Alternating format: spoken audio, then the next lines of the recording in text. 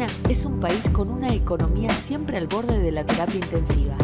¿Por qué siempre tropezamos con la misma piedra?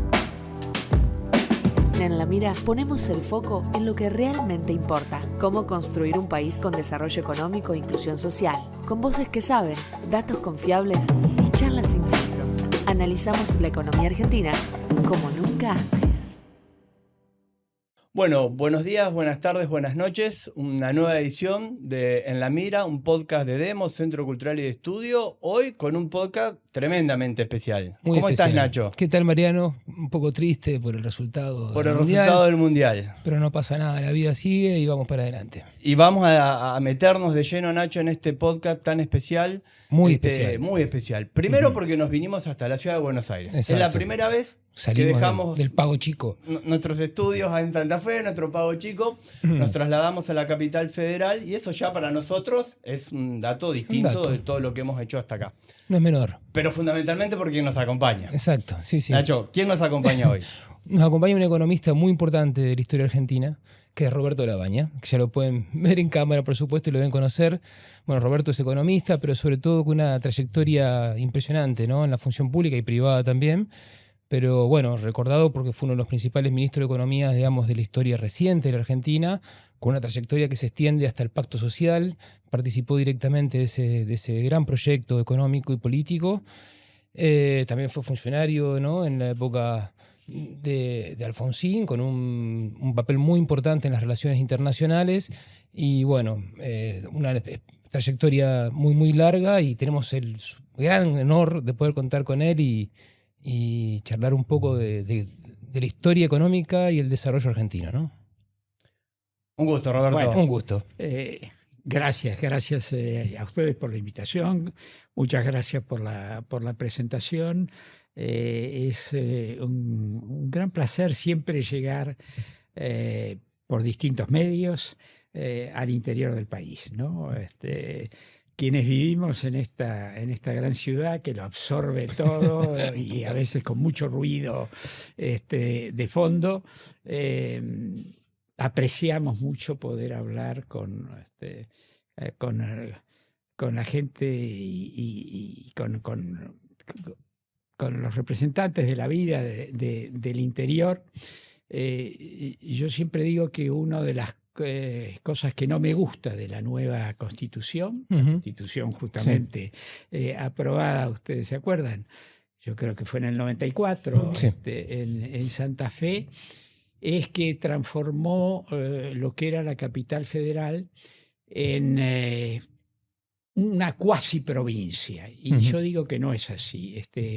Buenos Aires es de todo el país, y debería estar al servicio, de distintas maneras debería estar al servicio, porque es más rica, porque tiene más posibilidades, debería estar al servicio precisamente de eso. Del desarrollo del país. De hecho, del conjunto del país. Pero bueno, las cosas son como de hecho, son, en efecto, ¿no? Mariano, una vez vos publicaste un artículo muy importante en ese sentido. Te me acuerdo que la tesis del artículo, que además lo discutimos mucho en su momento, era: con la reforma de la Constitución se implementaron todas esas medidas, digamos así, más unitarias, más centralistas, pero no se implementaron las que eran de carácter federal, como la federalización del Banco Central, Claro, la ley de coparticipación, que manda a sancionar la Constitución y nunca se aplicó, ¿no? Entonces quedó pendiente la parte más federalista de la Constitución. Así es, incluso en el caso del papel de la ciudad, yo creo que se sobreinterpretó lo que, claro, y lo que la nosotros un Constitución poco dice, ¿no? a veces vemos o analizamos desde el interior del país es alguna característica o rasgo donde la ciudad de Buenos Aires se autonomiza y en algún punto se independiza, se desentiende del desarrollo del país. No tiene nada que ver, digámoslo con toda la verdad. No tiene absolutamente nada que ver. Basta prestar atención a la discusión política que suele haber en Buenos Aires. Es exclusivamente sobre la ciudad, digamos, ¿no? Cuando me refiero a la política, a la política de la ciudad. solo los temas tienen que ver con la ciudad, se miran el ombligo. Déjenme hacer una referencia chiquita. O sea que hace poquito estaba leyendo Las dos políticas de Olegario Andrade, un trabajo, un periodista que estuvo en las filas, digamos, del urquicismo en aquel momento, defendiendo a la Confederación, y escribía en Las dos políticas exactamente eso. Dice, el problema de Buenos Aires no es Buenos Aires, sino es que solo se mira a Buenos Aires así mismo. Y de ahí vienen todos los problemas. Interesante. Bueno, quizás sea uno de los tantos causas, motivos, argumentos que explican también a veces el derrotero, ¿no? de la historia de nuestro país. Roberto, nosotros somos los agradecidos de contar con su tiempo y de poder haber venido hasta aquí para llevar adelante esta entrevista, esta charla, este diálogo, ¿no? El podcast, la verdad que es una herramienta que permite mucho eso. Extraordinario. Y nosotros, Roberto, queríamos introducir en un concepto que usted viene desarrollando, que se lo hemos escuchado públicamente, que es el concepto del desdesarrollo. Y de alguna manera, en la lectura de sus libros, que tan gentilmente nos ha puesto a disposición, hay un libro, el de Un futuro posible, donde usted marca un dato que para mí sintetiza ese concepto, que usted dice, bueno, en 1974 la Argentina tenía 4% de pobreza.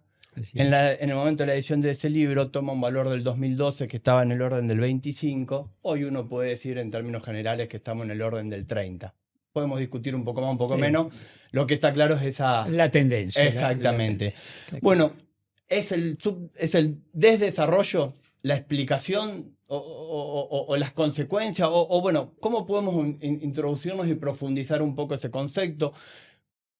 ¿Qué implica? ¿Desde cuándo se desarrolla? Nos interesa poder profundizar a dos personas que en este podcast nos interesa y nos desvela mucho discutir, analizar el desarrollo propiamente dicho. Correcto. Bueno, es que, a ver, lo normal es hablar de países desarrollados y países subdesarrollados, que de manera elegante se les dice en vías de desarrollo. Yo creo que hay otra categoría adicional, que es países que en algún momento del tiempo, de su historia, han adquirido un cierto nivel de desarrollo, con una cierta estructura productiva, una cierta estructura ocupacional que se corresponde con esa estructura productiva, y que en algún momento del tiempo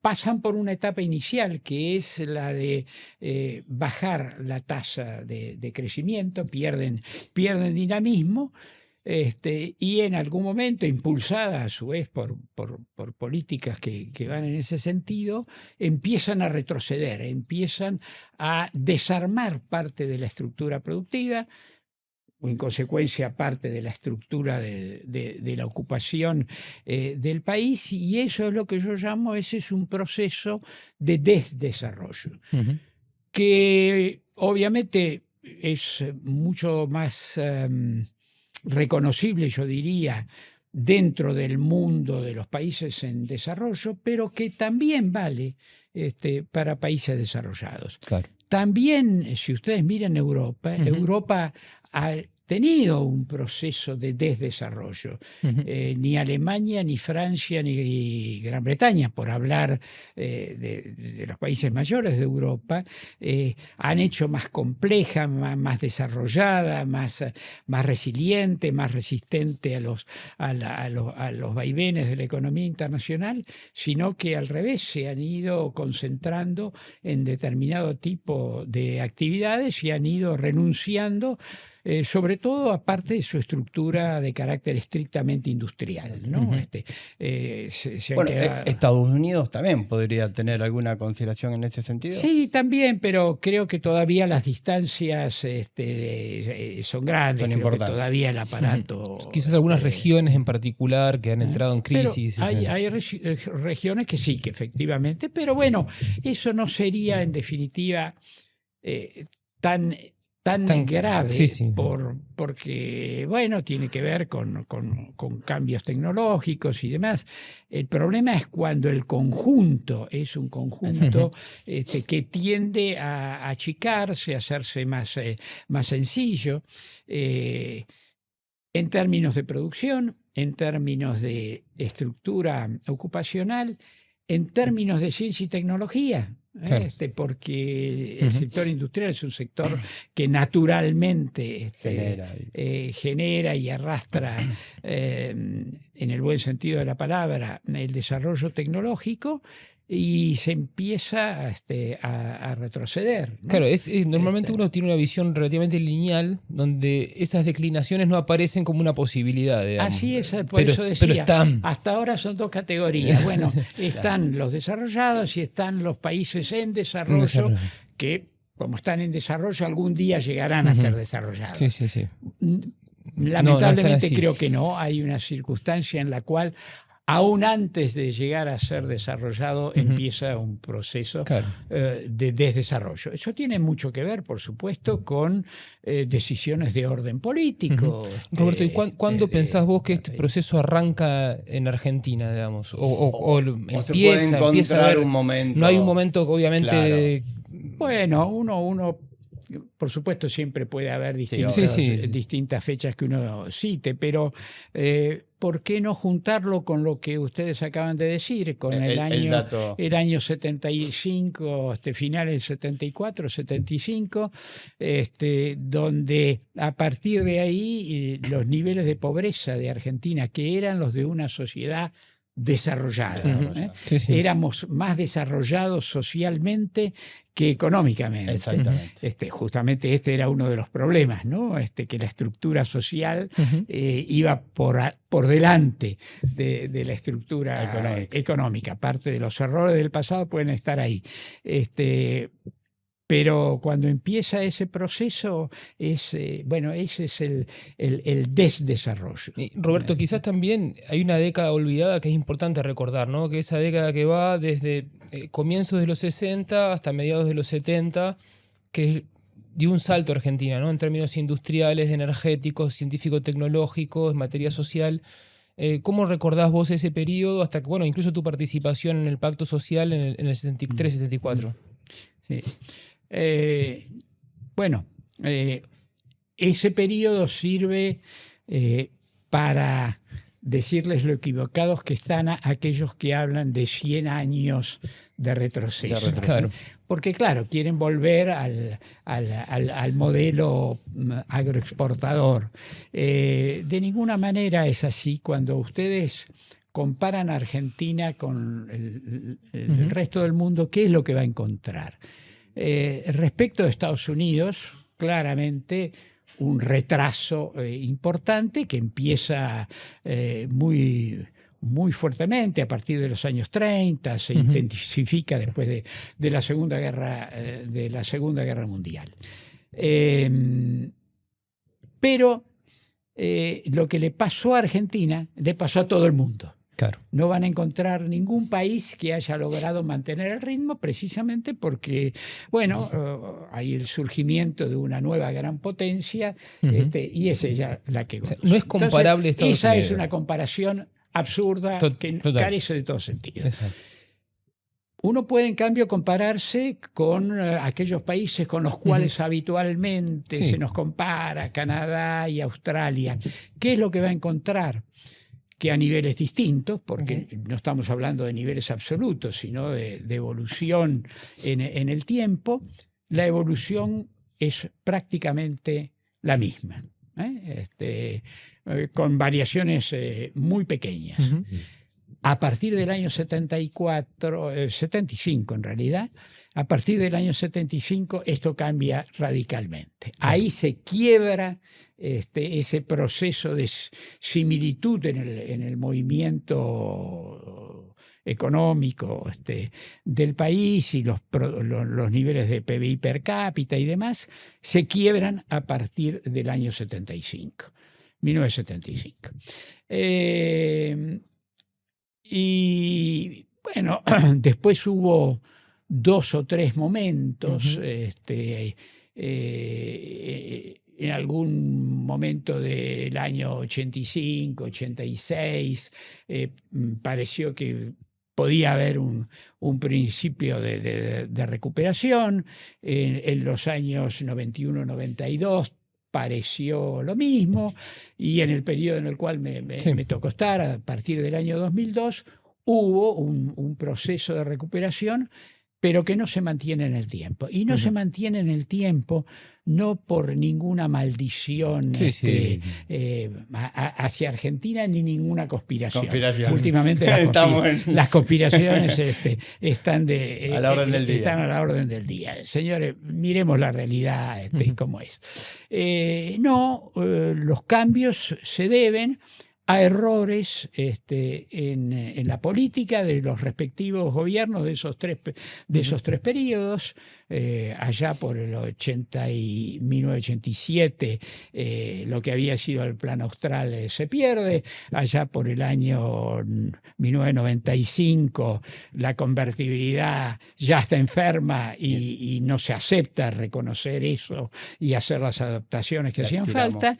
Y a partir del año 2007 se cambia la política que se había seguido entre el 2002 y el 2006, y en consecuencia, bueno, valga la repetición, cambian las circunstancias y cambian los resultados. Sí. Roberto, adelante. Yo quería volver por un minuto a ese momento, a esa década del 70, que es donde uno puede encontrar el momento en que arranca esta realidad, ¿no? Del 4% de pobreza al 30% actual, como una manera muy genérica de explicar lo que le pudo haber pasado a la economía argentina y la idea del desdesarrollo. Yo comparto esta lectura de que no se pueden hacer análisis abstrayendo a la Argentina de lo que pasa en el resto del mundo, ¿no? Que creo que eso es un gran error que muchas veces se comete. Y uno entiende que en esa década del 70 en general en el mundo hay una reconversión del capitalismo mundial y claramente el factor finanzas pasa a jugar un rol central en la economía mundial, a diferencia de lo que había ocurrido en la época dorada, post-Segunda Guerra Mundial y la década del 70, la crisis del petróleo, la tasa que eleva a Estados Unidos, etcétera, etcétera.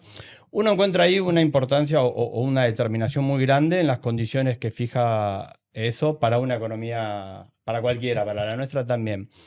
Ahora, uno entiende que justamente por las decisiones políticas, institucionales que la Argentina fue tomando, como bien decía Roberto y comparto, no pudimos, no supimos, no quisimos salir de ese loop.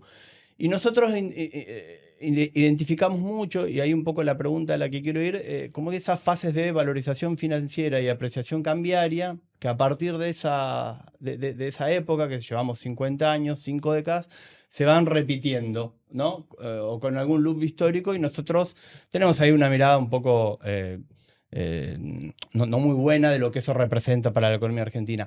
¿Ve algo en ese sentido, Roberto? ¿Comparte esa lectura? ¿Le faltan elementos? ¿Hay otras cosas que tengan más incidencia en lo que puede explicar la marcha del desdesarrollo argentino de estos últimos 50 años? A ver, déjeme ir por ahí hacia atrás un poco. Yo digo que en la historia argentina, a partir del proceso de organización nacional, hay dos sistemas, y los sistemas en general se encarnan en alguien, ¿no? Dos sistemas en los cuales hemos vivido. El primero es la generación del 80 y el presidente Roca. Roca es un creador de un sistema que dura largos años. De un orden civilizatorio incluso, ¿no? Exactamente, en todos los planos de unificación real del país, en términos territorial y demás. Y hay un segundo sistema que empieza a mediados de los años 40 con Perón. Yo creo que esos son los dos sistemas que han existido en Argentina. Uno permitió la integración territorial, el corrimiento de las fronteras del país. Incluso con una participación importante de las provincias en el Partido Autonomista Nacional, ¿no? Exactamente, muy, muy fuertemente, que representadas en el propio presidente. Totalmente, y en Avellaneda también. En definitiva. Y ese modelo de los años 80, sabe interpretar que bueno, modelo que después también engancha con todo el proceso de inmigración, con el desarrollo educativo, que las colonias agrícolas un poco antes. Así que ese modelo tiene éxito, entre otras cosas, porque interpretó adecuadamente la situación internacional. Exacto. Hay un proceso de entendimiento con la potencia dominante de que era Inglaterra o Gran Bretaña, para ser más precisos. Más precisos. Y cambios tecnológicos, ¿no? Un cambio tecnológico extremadamente importante, donde hay uno que después tiene alguna similitud con cosas más recientes, por lo menos en mi visión, uno que es el buque frigorífico. El buque frigorífico le cambia a Argentina todo su papel en términos de integración. Dejamos de vender carnes comprada por Brasil y los países de Centroamérica para la alimentación básicamente de los esclavos. Eso era así. Y pasamos a vender un producto de otra calidad. Pero ese proceso tiene un agotamiento cuando las fronteras, las que son fáciles de desarrollar o las más obvias para la tecnología de aquel momento, empiezan a agotarse. Cuando se agrava después de la crisis del 30, cuando Argentina tiene que comprender, forzada por las circunstancias, de que no forma parte del Commonwealth y que las preferencias están en otro lugar. En Australia. Ahí empiezan los problemas de ese modelo, que sigue a los tumbos hasta el año 43, que es cuando empieza la gestación de lo que yo digo, segundo sistema, donde la figura de Perón es central. Hay un solo dato que sirve para ver con tremenda claridad la falta de visión de quienes gobernaban antes del 43, porque el día del golpe, ese mismo día, a la noche, muy cerquita de donde estamos ahora, acá en el Luna Park, estaba el acto donde presentaban al sucesor del presidente Castillo. Mira. Y el sucesor del presidente Castillo era un señor Robustiano Patrón Costa. Claro. No hablo en términos personales, sino que hablo respecto de lo que representaba. De lo que socialmente expresaba todo. Expresaba la antítesis de lo que la sociedad le estaba pidiendo en términos de modernización, de integración económica. Había habido una cierta integración en el plano político, con el radicalismo y con la ley Sáenz Peña y demás. Pero no había habido integración económica social. Y esto es lo que aporta el segundo modelo, que también es exitoso, tremendamente exitoso, hasta algún momento del año, a mediados de los años 50. Ese era un momento donde también el modelo requería, así como el modelo anterior hubiera requerido ajustes, también requería lo suyo. Y hubo simplemente una repetición de consignas. Pero nadie dijo que el sector más ligado al primer modelo había desaparecido. No solo no había desaparecido, sino que yo diría que había hasta involucionado conceptualmente, Claro. porque no registraba ni siquiera las críticas y las soluciones que algunos propusieron antes de que el modelo cayera. Claro. Pinedo hizo propuestas en ese sentido, su propia clase social y demás lo ignoró. Entonces, ese es un error grave, y del otro lado también hay un error grave, que es primero tener que enfrentar un golpe de Estado que en sí mismo generalmente implica un retroceso. ¿Por qué? Porque lo que está hablando es de una sociedad que gasta energía en pelearse con modelos enfrentados, en lugar de usar energías en un proceso que capte lo bueno y potencie y haga los cambios que hacen falta. Y bueno, a partir de ahí hay, yo diría como excepción, el gobierno de Frondizi y lo que le sigue durante un tiempo, que todavía mantuvo una expresión y una visión industrial, también con propuestas que corregían parte de los errores que se habían acumulado, pero que obviamente es finalmente arrasado. Y entonces a partir de ahí se entra en una nube confusa donde hay una pelea muy abierta entre el modelo de los años 80 y el modelo de los años 43 o 45. Sí, de hecho te escuchamos en una entrevista reciente que hablabas de una especie de guerra civil larvada. Así es como una guerra civil larvada. Intermitente. Sí, o intermitente. Puede parecer excesivo, pero no es tan excesivo, digo. Bastaría recordar alguno de los hechos tremendos. De las cosas que ocurrieron y bueno, entonces no es simplemente que había una diferencia en materia política o en materia económica, no. Llegaron a las manos, para ponerlo. Incluso dentro del mismo ejército, ¿no? Por supuesto, claro. por supuesto. De manera tal que primero viene esa etapa,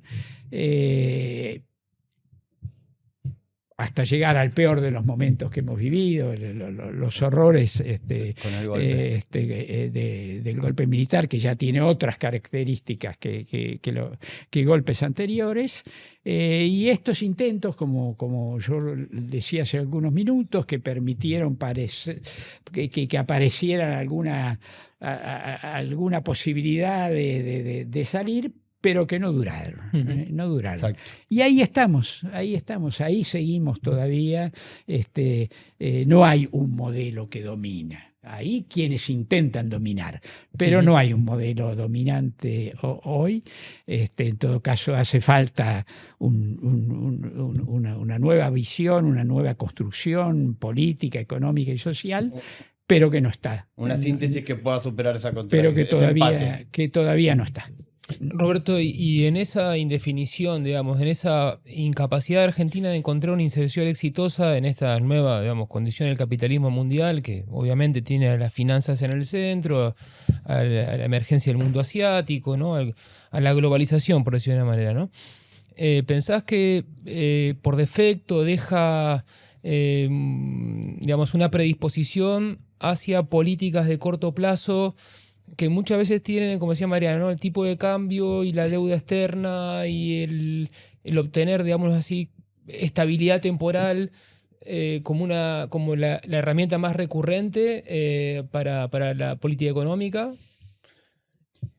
Sí, a ver, el tema de el manejo artificial del tipo de cambio.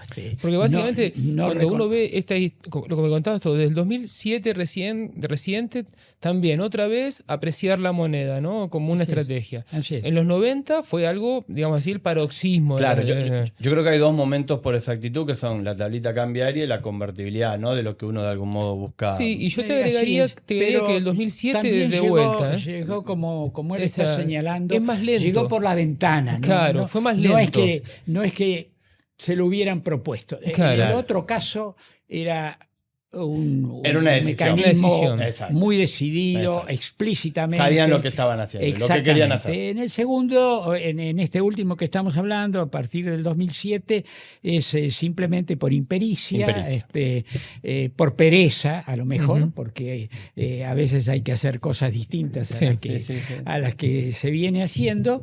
Así que entra por la ventana y sus consecuencias terminan siendo similares, probablemente un poco menos extremas que en otros casos, porque para llevar adelante esas manipulaciones cambiarias siempre hay que tomar enormes cantidades de deuda. Y mientras el gobierno militar y con la tablita cambiaria tenía cómo conseguirlo, de hecho subió enormemente la deuda respecto del momento del golpe. El gran salto de la deuda argentina. Y después en los 90 también, digamos, en las los 90 privatizadas, ni hablar, hay una enorme capacidad de tomar deuda que vuelve a quedar de herencia hasta la crisis del 2001, y eso les da en general un plazo más largo de vigencia, de poder soportarse. Cuando entra por la ventana, en general son gobiernos que por su orientación no tienen ninguna capacidad de tomar deuda. Y en consecuencia el tiempo es más corto. Es más corto, sí, se paga más con recesión, digamos, con estancamiento, que es hace 11 años que está la economía estancada. Pero ese es el instrumento antiinflacionario que ha sido usado en todo este periodo. Pero no ha funcionado, ¿no? O sea, a la larga. No, claramente forma parte de esos, forma parte de los instrumentos que, buscados o no buscados, ayudan a ese proceso de desdesarrollo. Claro. Y bueno, pero también hay que notar que es cierto que uno por pereza o por incapacidad, impericia, y sobre todo porque a veces apreciar la moneda es lo más fácil, digamos, ¿no? En el corto plazo. Pero los modelos que han tenido una orientación más directa en ese sentido, que lo han buscado, ¿no? Con una política financiera muy clara, han generado enormes desequilibrios. La década del 70 terminó en una crisis de deuda fenomenal que implicó una década perdida, lo que fue la crisis total, digamos, de la hiperinflación. Y la década de los 90, con la crisis social, política y económica probablemente más profunda que hayamos vivido. El hiperdesempleo. Y el hiperdesempleo y cuasi moneda. Eso, destruimos la moneda literalmente ahí, ¿no? Sí, Entonces, ¿cómo ves vos, Roberto, ese mecanismo, ¿no? de desarrollo de una tasa de interés muy alta en pesos, una acumulación de deuda incluso en el Banco Central, ¿no? Que se multiplica de manera espectacular? Hoy en día también pasa algo parecido. Pero ¿cómo lo ves vos en aquel periodo histórico que fue entre los 70 y los 90? No lo veo como algo... diferenciando los momentos, pero a partir de la tablita cambiaria, lo veo como algo deliberado. Hay distintos trabajos que se han hecho. Adolfo Canitró creo que fue el primero que vio con claridad que no era solo un modelo económico o una política económica, era un modelo que iba más allá. Iba una forma de estructurar la sociedad. A cambiar la estructura de la sociedad argentina. Y en parte, efectivamente, así ha ocurrido. Porque yo recién pensaba, el crecimiento del dato de la pobreza no fue todos los años subiendo un puntito. Hubo momentos donde hubo saltos estructurales, claro, ¿no? Y creo que estos momentos... Y después 90, no se vuelve de eso. Exactamente. Porque ahí hay pérdida de la estructura productiva, de los factores productivos, de capacidades no solo estatales, sino institucionales dentro del sector privado. O sea, ese retroceso después, o esa pérdida, después recuperarla, no es claro. cuestión de voluntad nomás. El retroceso se da después en el plano educativo, se da en el plano científico-tecnológico, se da en el plano de la sanidad, de la salud, de la población. Volver de eso cuesta décadas. Podríamos decir que, digamos, con el inicio del golpe militar en la década del 76, esa fue un poco la primacía en los sectores dominantes de Argentina de cómo entendieron su integración al mundo, ¿no? En una nueva etapa dominada fuertemente por la cuestión financiera a nivel mundial. Claro, eso contrastó o contrasta muy fuerte con la etapa de la que veníamos, que venían siendo etapas de mucha inclusión social, ¿no? De ascensión social y ese factor igualitario tan marcado en la historia argentina. Sí, con un problema de fondo que es, para hacer ese tipo de políticas hace falta tener políticas de producción, de inversión y demás que no se tenían. Esta es la verdad, es decir, pretender seguir hablando en términos de inclusión y hacer políticas económicas con un Estado sobrecargado en todo sentido, en el sentido monetario y de pago de impuestos, y en el sentido de la intromisión burocrática que traba todo. Son dos cosas que son incompatibles. Sí. A ver, no por casualidad. Yo decía que tanto en el primer sistema, el roquismo como el peronismo, hubo quienes dijeron, bueno, este modelo en algún momento hay que modificarlo. Bueno, claramente fue Pinedo en un caso, fue el propio Perón allá por el 52, con ciertos cambios de política, pero que casi se tenían que hacer pidiendo disculpas. Y no había que pedir disculpas, era política, había que hacerlo. El primer Congreso de la Productividad que hubo en Argentina fue precisamente en aquellos años, pero nunca llegó a tomar encarnadura efectivamente en la política económica. Entonces el resto se transforma en discursos nada más. Y cuanto más pasa el tiempo y más avanza el desdesarrollo, menos posible es seguir repitiendo alguna de las consignas económicas de ese segundo modelo. Es cada vez más contradictorio. Claro, y además la asistencia estatal nunca es suficiente para resolver los problemas de una desindustrialización o un desdesarrollo. Siempre, digamos, se te desborda, digamos, ¿no? Se te desborda. Son parches que ayudan a paliar. Más o menos. Pero son insostenibles en el tiempo. Y se acumulan tensiones y las consecuencias son cada vez peores, ¿no? Son acumulativas, no son... Eso, bueno, una idea muy importante en la teoría del desarrollo, que en economía las causas son acumulativas, ¿no? No son lineales. Roberto, y también quizás por la negativa, ¿no? Mirando en el otro sentido. Si en las últimas 5 décadas la Argentina intentó apreciar el tipo de cambio con una estrategia deliberada o por incapacidad, ¿no? Pero en tu caso vos fuiste ministro entre el 2002 y 2005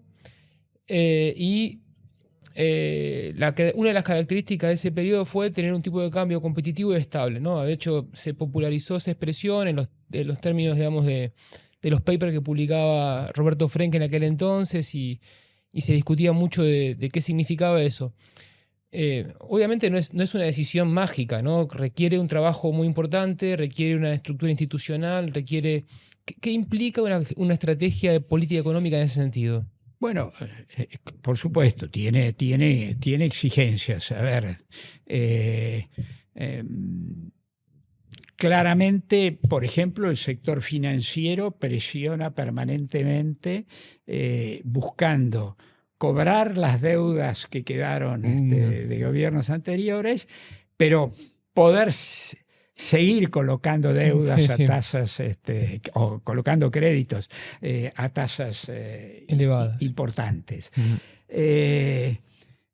Hay momentos en los cuales el ingreso de capitales es el problema, no el egreso. Es el ingreso. Bueno, y ahí hay que tener la decisión, que nosotros la tuvimos en aquel momento, de ponerle restricción no al egreso, sino al ingreso de capitales. Sobre todo cuando son capitales de tipo especulativo. Por supuesto, cuando son capitales dirigidos a la inversión, a lo que se llama greenfield y demás, eso no tenía ninguna restricción. Lo que eran puramente financieros, se le pusieron restricciones, y no restricciones de esas que requieren pasar por alguna ventanilla burocrática. Era generalizada.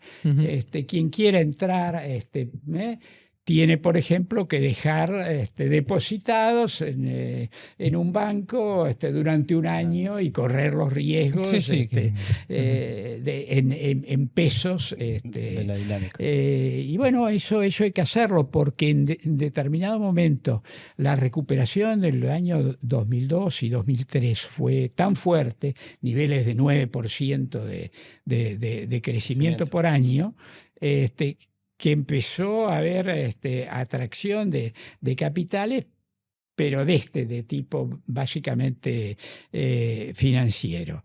Y por eso es que se tomó la decisión de decir, cosa que sonó a nivel internacional como una herejía. Claro.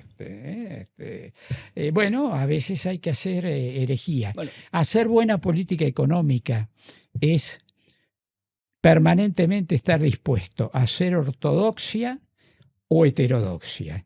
Uno tiene que tratar de ubicar con claridad cuándo tiene que hacer una cosa o cuándo tiene que hacer la otra. Y algunas de esas herejías son las que poco tiempo después, con la crisis financiera mundial del 2008 y del 2009, países del primer mundo llevaron adelante también, ¿no? Pero por supuesto. Vayan, o sea, la herejía siempre... Claro, vayan a preguntarle, sentados en una mesa, decidieron qué banco quebraba y lo dejaban quebrar, ¿Y cuál a quién lo hacían absorber, y pusieron enormes masas de dinero en Estados Unidos y en Europa también, pero sobre todo en Estados Unidos, enormes masas de dinero, una intervención estatal para evitar una quiebra generalizada. Esa fue una súper herejía, y era correcto que hubiera una herejía en ese momento y que nadie se alterara. Ahora, generalmente cuando se hace desde el mundo en desarrollo, estas cosas generan sus consecuencias, pero hay que asumirlas. Nosotros, por ejemplo, nos habíamos impuesto, cuando yo asumí el tipo de cambio estaba en 1 a 4. ¿no? Eso era un exceso.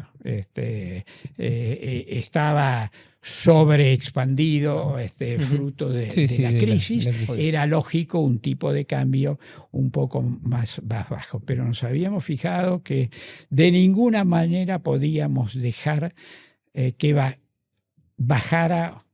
Lo máximo que podía hacer era tocar 2,8, 3. Claro. Ese era lo máximo. Y si había estos ingresos de capitales de corto plazo y especulativos, había que impedir que entraran. Claro. Roberto, también perdón, si una también en esta misma línea es una paradoja, ¿no? Pero es así, de que se suele argumentar de que los tipos de cambios altos y competitivos y estables pueden generar inflación en función de que están orientados al mercado interno y generar un exceso de demanda, ¿no? Y sin embargo, los tipos de cambio apreciados fueron los que dieron como resultante hiperinflaciones, saltos inflacionarios. ¿No? ¿Cómo ustedes resisten también ese aspecto en aquel momento? Lo que pasa es que estamos hablando solo del tipo de cambio que ha sido muy dominante y por algo hablamos de eso. Pero al mismo tiempo hay que hablar de la cuestión fiscal. Claro.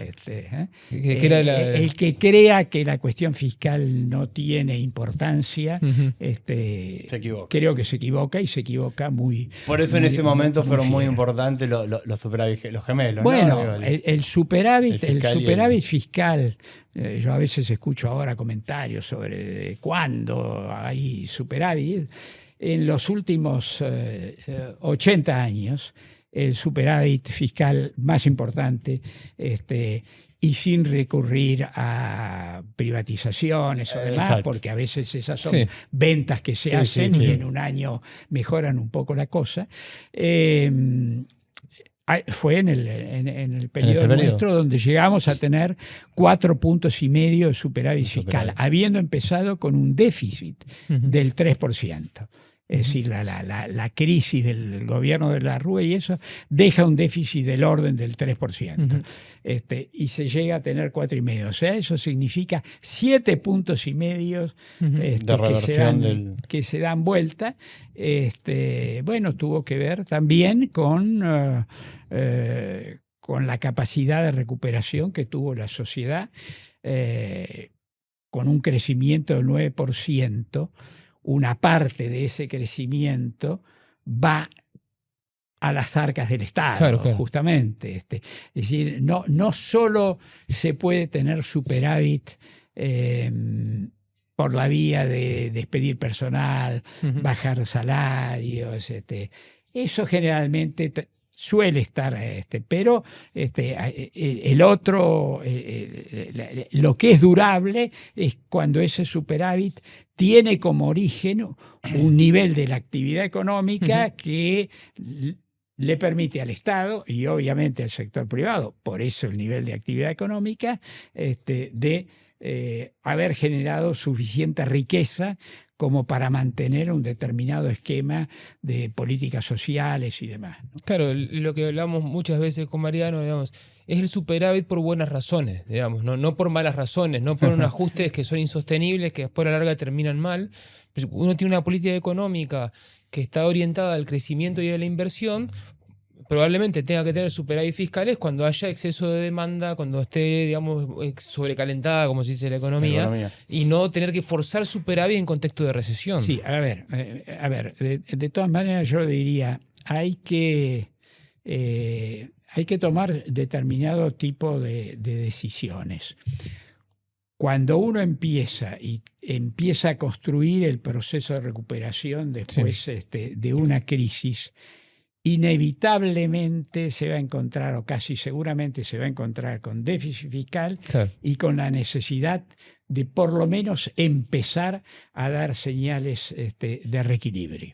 Todavía la economía no volvió a arrancar, o sea, el impulso inicial viene de una decisión. Y entonces, ¿cuál es la decisión?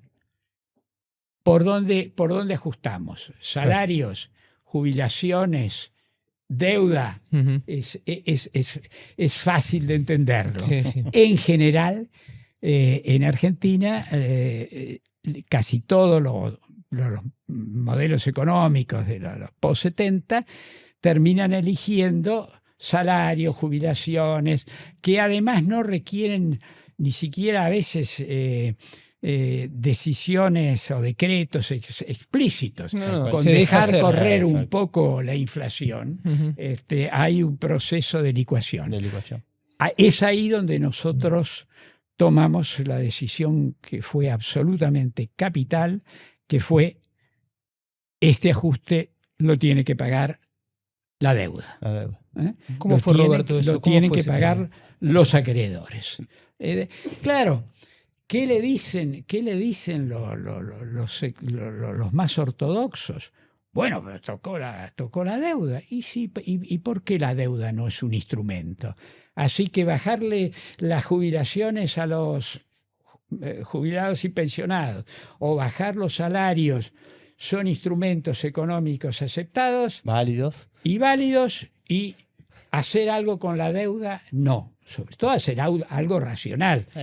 Nada del patrioterismo, de que no, la deuda no vale porque lo contrató no sé quién. Que es la que nos queda fácil a veces a los argentinos, lamentablemente. Por eso, esa no sirve para nada, porque en definitiva los estados tienen una continuidad y es muy difícil diferenciar. Simplemente es una manera de decir, lo que había que hacer es decir, de esta deuda podemos pagar tanto, 25 centavos por cada dólar.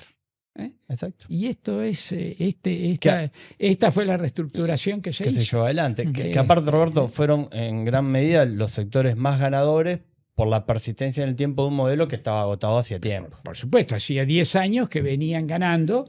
En algún momento... eso también es parte pero por supuesto, de lo que uno pone en la balanza a la hora de tomar la decisión. No es que por esta decisión de Argentina alguien iba a quebrar.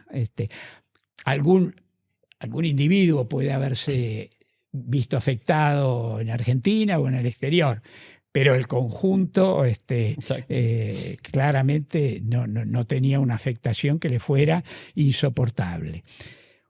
Cuando uno decidió eso, que es dónde va a estar el ajuste,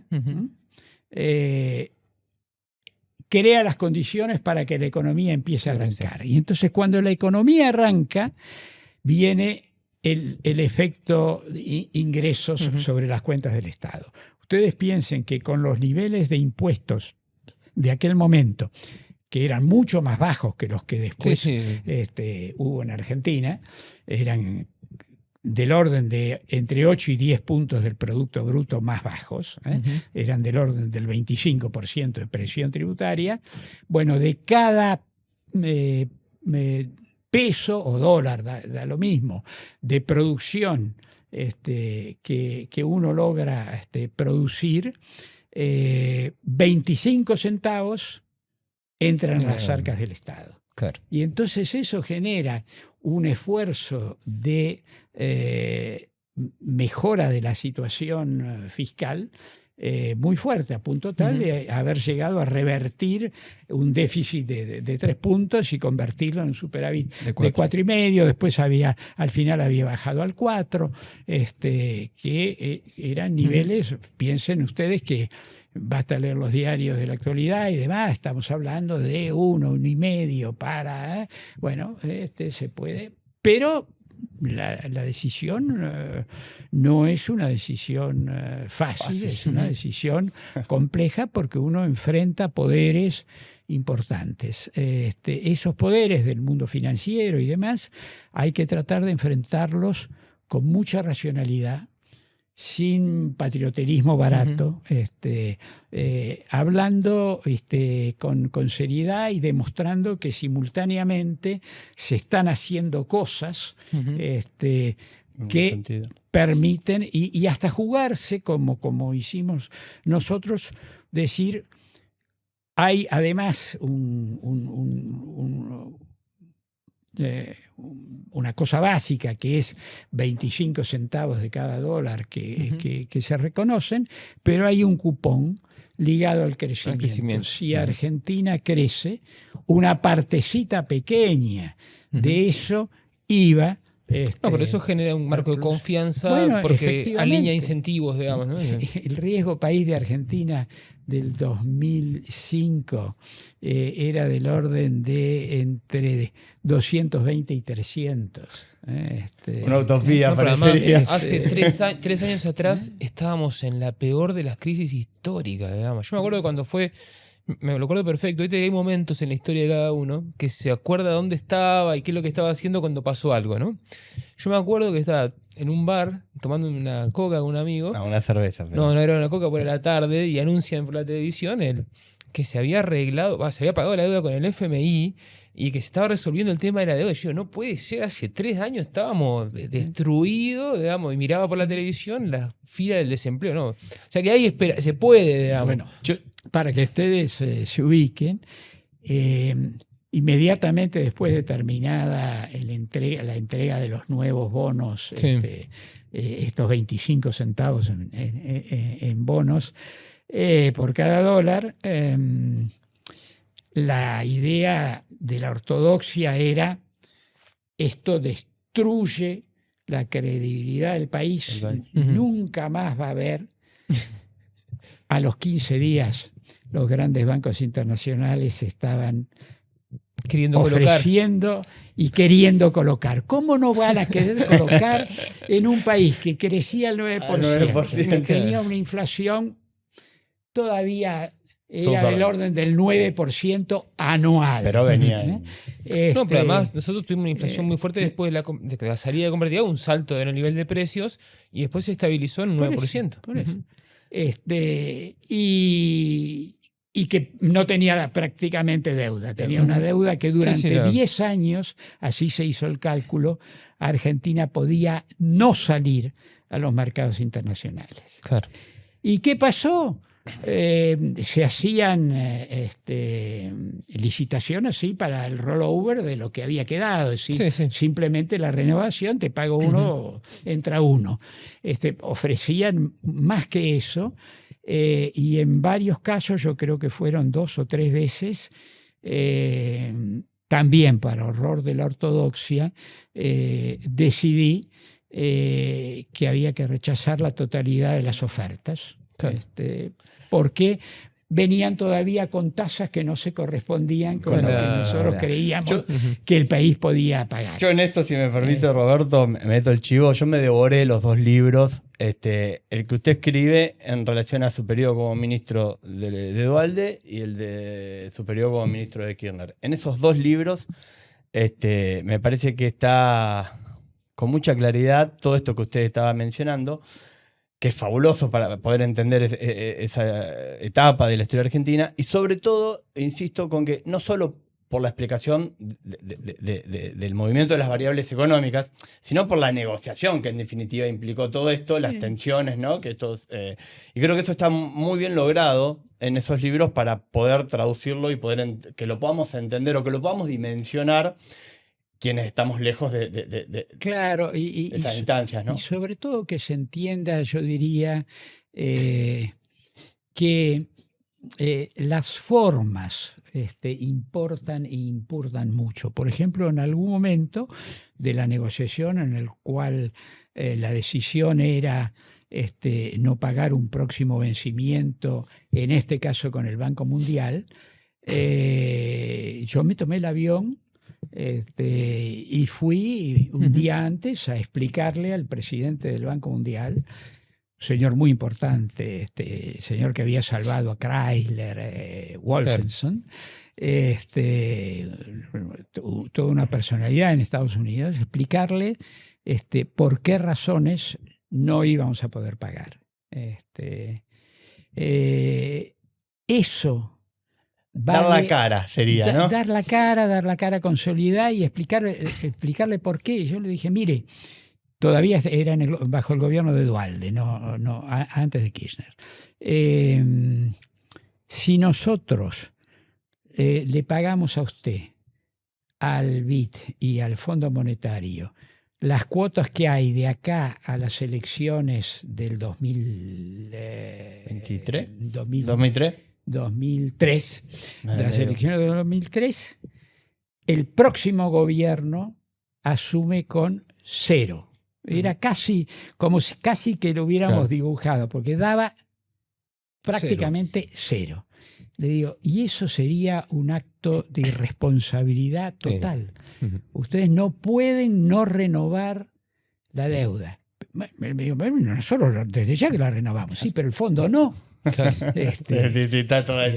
El fondo no, porque entonces digo, hay una racionalidad, o un año antes la reunión que yo tuve con el secretario del Tesoro, O'Neill, el hombre que había hablado de los plomeros y de los carpinteros americanos que no tenían por qué pagar la deuda, que en realidad lo dijo por Brasil, pero después se aplicó también obviamente a Argentina. Cuando yo le explico que Argentina retiraba todos los pedidos de fondos, que lo único que pedía, y es más, que iba a pagar todos los intereses, lo único que pedía era que a cada vencimiento se renovara exactamente la misma cantidad. Claro.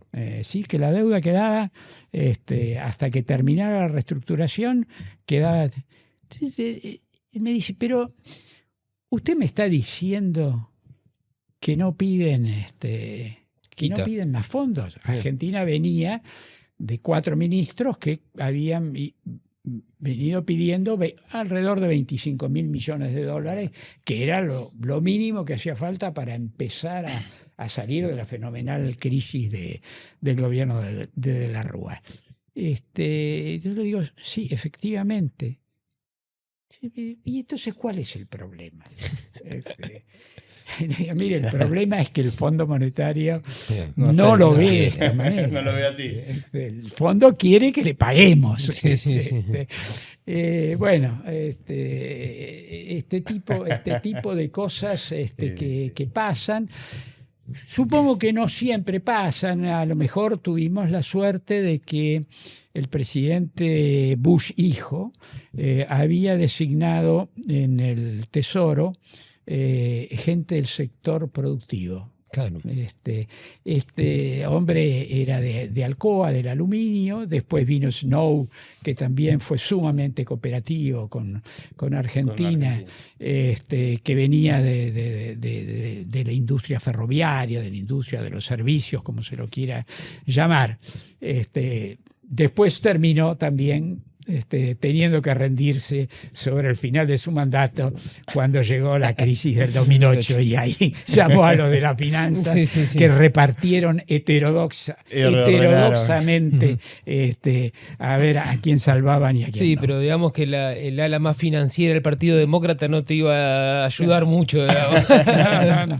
Pero lo que quiero decir es este tipo de cosas, de dar la cara con argumentos, y no con argumentos de esos que uno ve que están fabricados con forceps, sino demostrar que si los próximos 4 o 5 meses que faltaban hasta la elección pagábamos todo, llegábamos con cero, lo podía chequear cualquiera, no había ninguna mentira. Entonces, digo, esas cosas... De manera transparente. Y olvidarse del bombo. Ahí el bombo no sirve. No sirve, claramente. Roberto, ya para ir cerrando, porque ya tenemos un poco pasado tiempo, pero ¿cuáles serían, desde tu punto de vista, digamos, las cosas que hay que hacer para salir del desarrollo, para empezar a cambiar la tendencia, ¿no? Para empezar a mirar para arriba y no para abajo? Incluso yo diría hasta cuáles son los 3, 4 grandes acuerdos nacionales o sociales o territoriales para buscar cambiar el sentido en el que está Argentina del desdesarrollo como hemos abordado. A ver, no me quiero meter demasiado en el tema, pero sí quiero señalar algo. Argentina está en un momento de suerte muy importante. El gobierno actual, pero también los 2 anteriores, porque esto lleva, hoy es más claro, digamos, la cosa. Hoy Argentina se encuentra primero con un cambio tecnológico en el cual nosotros no tuvimos nada que ver. El fracking. La posibilidad de... Bueno, se sabía que había algunos... probablemente depósitos de petróleo y gas, pero la tecnología no estaba. El fracking de estos años equivale a aquello que yo mencioné al principio de nuestra charla, que fue el buque frigorífico. Le cambia totalmente la posibilidad de inserción de Argentina. Esto empezó en el 2014, empezó despacio, empezó con disimulos, con algún acuerdo secreto con Chevron, como si fuera vergonzoso, digo, ¿no? Ese tipo de cosas, pero empezó y el sector privado tuvo un papel muy destacado, porque entendió que eso era una fuente de riqueza enorme y que no la iba a dejar pasar. Hoy ya ha madurado, y Argentina tiene, no sé, los números andan, van y vienen, pero no menos de 30.000 millones de dólares anuales cuando uno junta eso con el otro factor, también externo, el tema del cambio climático, el desarrollo o el mayor uso de la energía eléctrica, eso es cobre. Y resulta que las montañas no solo tienen cobre del lado chileno, sino que obviamente también tienen del lado argentino. Esto es una etapa posterior, va a llevar más años, probablemente unos 10 años más. No tiene el mismo grado de maduración que va en ese camino. El otro, pero va en ese camino. Y además del cobre está el litio. Yo creo que el litio es mucho más fluctuante, pero mientras tanto hay grandes posibilidades de obtener beneficios y el sector privado está invirtiendo y está exportando. De manera tal que, bueno, y el tercer factor, también totalmente exógeno, es de repente hay un comprador de los productos que Argentina vende, de los tradicionales, no estos nuevos que estos prácticamente se venden en todo el mundo, donde se quieran. Los tradicionales, aquellos que tenían los problemas de llegar a Europa, Gran Bretaña incluida y demás, o a Estados Unidos, que es naturalmente un competidor en esta materia de Argentina, se encuentra con China como un gran comprador. Con lo cual, nosotros, mientras estuvimos en el ministerio, los precios de la soja al final eran del orden de los $220. Habían tenido un piquito de 230, 240 antes. 2007 llegan, el nuevo gobierno se encuentra con precios de hasta $600. Bueno, nunca bajaron de los 350 y los últimos meses ha subido nuevamente a $440 la tonelada. Ese aumento de precios más el corrimiento de la frontera productiva, porque precios de la soja más alta hicieron que Santiago del Estero, Salta y demás se corriera la frontera productiva. Hay un efecto precio y un efecto cantidad que es de un enorme impacto. El sector agropecuario sigue teniendo un gran impacto y no hay que discutirlo, se construye sobre eso. No hay que generar falsas antinomias, agroindustria, como hemos venido haciendo durante años, sino que esa es una base espectacular, como lo es hoy el gas y el petróleo, y mañana lo será también la minería, y sobre eso se construye todo el aparato industrial de servicios de alto valor agregado, ciencia y tecnología. ¿Y la economía del conocimiento puede llegar a ese podio o está más atrás, Roberto? Ya está en ese podio. La economía del conocimiento, que es un milagro en Argentina, porque es una ley... Bueno, pero usted tuvo mucho que ver. Sí, es una ley que hicimos en el año 2004. Pero como ustedes saben, lo hizo tal gobierno, yo lo cambio. No lo cambiaron. No lo cambiaron, es más, en estos 20 años hubo algún vencimiento de la ley, se renovó, ampliada, con cosas que no existían cuando se hizo la ley. Hoy Argentina exporta $10.000 millones, con grandes posibilidades, siempre y cuando no lo maten con el tipo de cambio. Claro. Porque si no, terminan haciéndose, pero... por abajo. Habrá que ver también cuál es el impacto de la inteligencia artificial, porque esto tiene mucho de software, mucha gente trabajando, gente muy formada, con altas capacidades, que van a sentir el impacto. Eso no cabe ninguna duda. Habrá que ver, pero hoy por hoy estamos en los $10.000 millones de exportación. Bueno, yo creo que ya podemos ir cerrando. Creo que fue una entrevista súper rica, con un montón de reflexiones que además nos permiten pensar el pasado, el presente y el futuro de la Argentina. Roberto, te agradecemos mucho este espacio, un esfuerzo de venir hasta acá y compartir con nosotros este tiempo.